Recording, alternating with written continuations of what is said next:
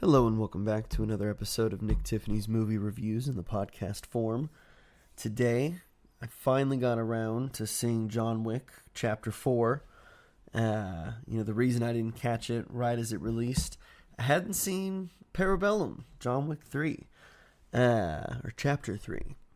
So, I had to do a little education first, get caught up, and, kind of like John Wick Chapter 3. Chapter 4 takes place almost immediately after the events of the last film, and to no surprise, John Wick is still on the run.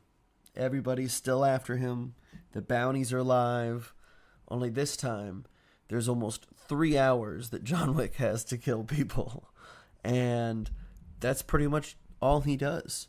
To be fair, I think more so than any of the other John Wick films, I felt more satisfied in the sense of story, whether it was backstory with some side characters or just actually having more of a plot to a degree than some of the last films. Not that I didn't enjoy the last few John Wicks.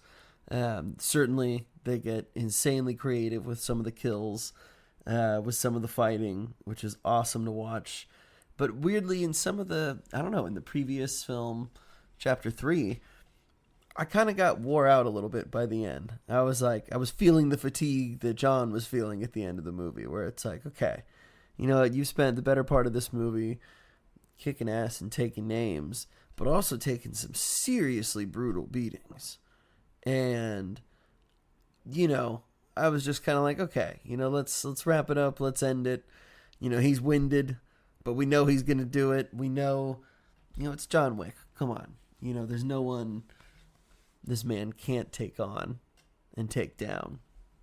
So Chapter 4 sees John globetrotting a little bit, certainly looking for help from any old allies that he can, which leads to a very unfortunate meeting with Donnie Yen, who plays Kane, a blind master swordsman, master fighter, who, of course, has his own life and his own child at stake if he doesn't help kill John. Enrolled by the Marquis, played by Bill Skarsgård, otherwise known as Pennywise. Love Bill Skarsgård. For whatever reason, I wasn't totally impressed with his Russian accent, or necessarily him in this film. He's usually quite good. I don't know if that's just because he wasn't utilized in a unique way. Not that he has to.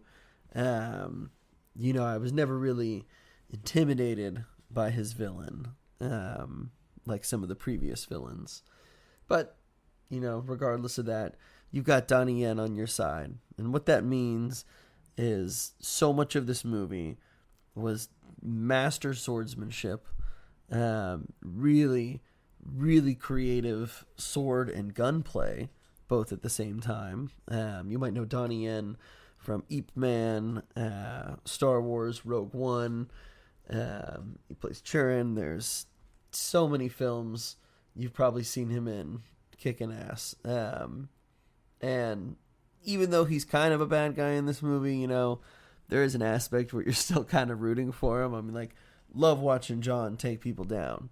But when you bring a cane and the sword into play, things get really cool. And so, of course, in Osaka, you have another Continental Hotel run by Shimaza, played by Hiroyuki Sanada, who you might recognize from Westworld, The Wolverine, 47 Ronin. He was just recently in Bullet Train, Army of the Dead.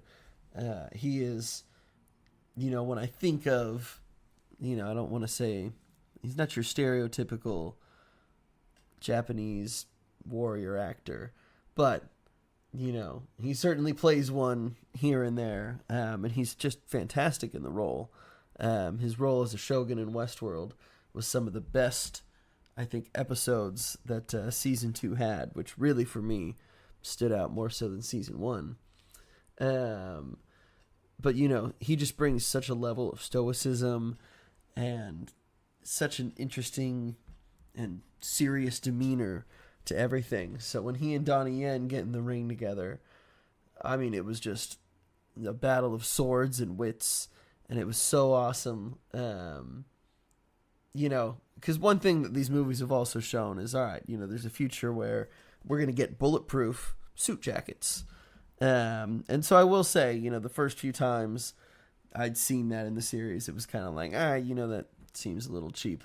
But I suppose if you're going to be taking on 50 times the amount of people that Liam Neeson took on and Taken, you're going to need some Kevlar.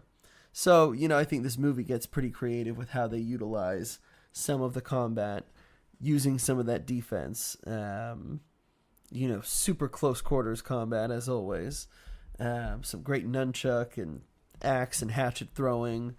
This movie and these movies in a Final Destination, The Boys, whatever the metaphor is, they're like, how can we one-up ourselves? How can we show you something so fucked up or just so awesome and like, oh my God, I can't believe that not only did this man just get hit by a car, but while he is flipping in serious pain in midair, we're going to shoot him in the head. I mean, I saw so many things.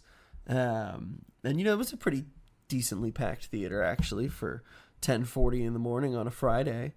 But there were tons of just like, oh my God, like gasps and audible, like, yes, like, oh my God, just so many noises that can only be brought to you by just some incredible choreography and stunt work, which director Chad Stahelski, to his credit, this man has done 77 different films as a stunt coordinator, action choreographer, or stuntman himself. Anything from Hunger Games and Deadpool, Sherlock Holmes, Spy Kids, the Rambo movies. I'm like, some of the Rambo movies, 300, Mr. and Mrs. Smith. And, that totally makes some sense. Spider-Man movies, The Matrix. I mean, this guy knows good action. And he knows how to make a lot of it look really great. And so weirdly, what stood out to me more than anything in these films is, it stood out to me last film. Keanu, not that he's getting tired. I think he's getting a little bit slower in some of his movements. And most of these scenes do feel like they're pretty long sequences. They're not just going to shoot 2 seconds at a time or one little stunt after the other. It's like, how much can we get in one fluid tracking shot? And there's some great sequences, but it's only a few times with Keanu where I was like, all right, I don't know if they meant that to be like slow motion or if he's just kind of a little slow with it. Because everybody else, around him is kind of keeping it pretty quick.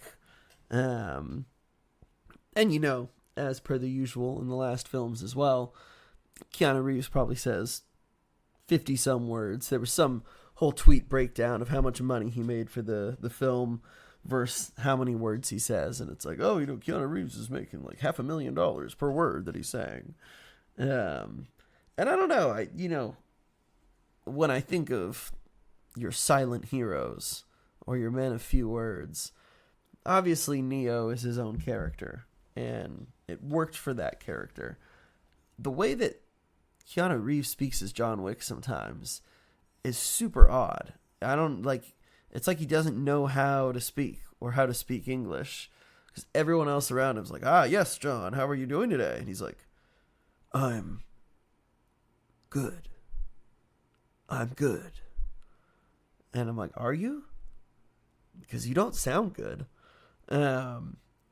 Again, these are small gripes. This isn't necessarily a movie that's supposed to be all about its screenplay. So, you're going to see it for the same reasons you went and saw the last ones. It's just an insane, over-the-top action fest of the most creative and ridiculous stunts you'll probably see. Another clip that had gone viral on Twitter for a great reason is this man getting thrown down an escalator, moving escalator. And, like a lot of the guys in these films, they're heavily armored.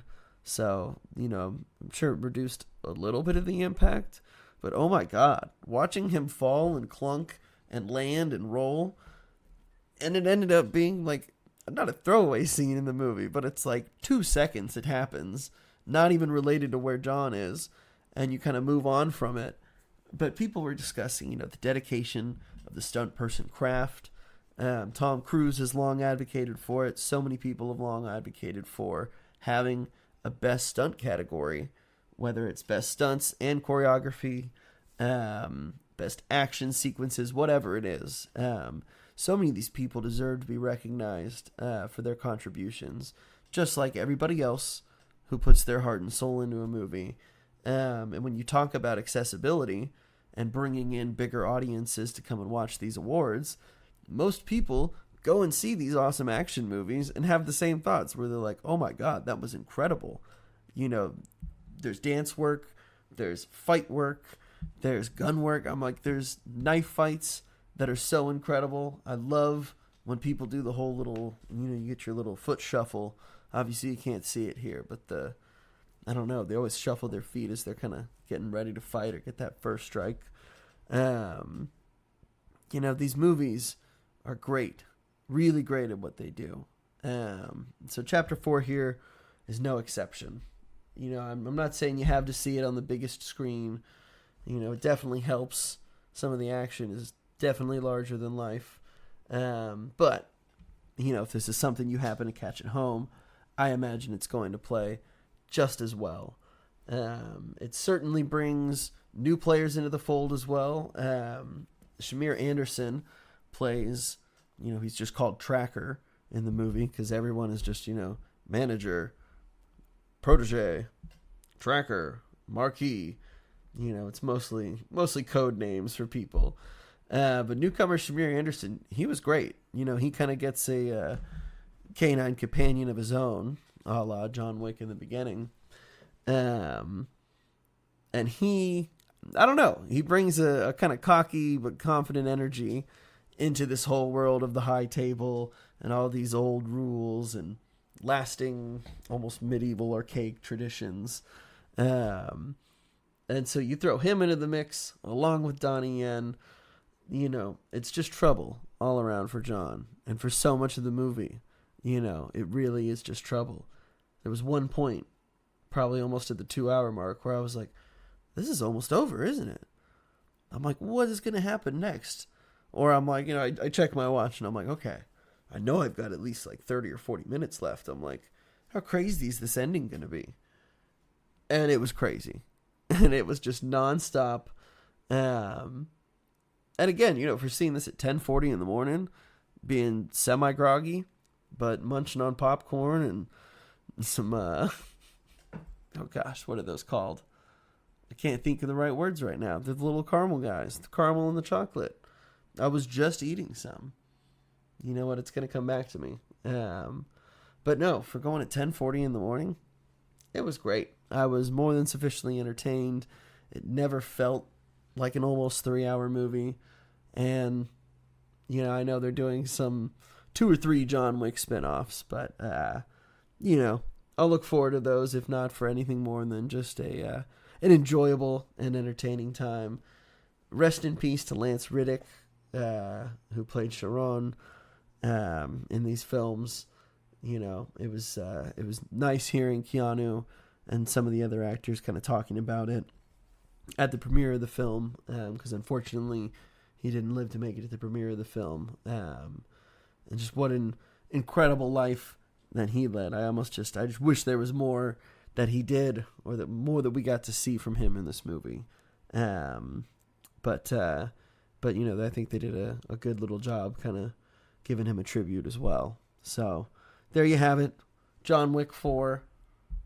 Go see it. If you need a relaxing, mindless day at the movies, this is the best way to go. Because again, there's really nothing out right now. The Renfield vampire movie, everything that I've been reading from my trusted sources, and mind you, they are highly trusted, it's a pass. So that's why we went with Wick instead, and it did not disappoint. And Milk Duds, that was the name I was looking for. Milk Duds and some buttered popcorn, a little bit of Dr. Pepper. Can't have a better time at the movies than that. Thanks again for listening, you guys, and we'll see you next time.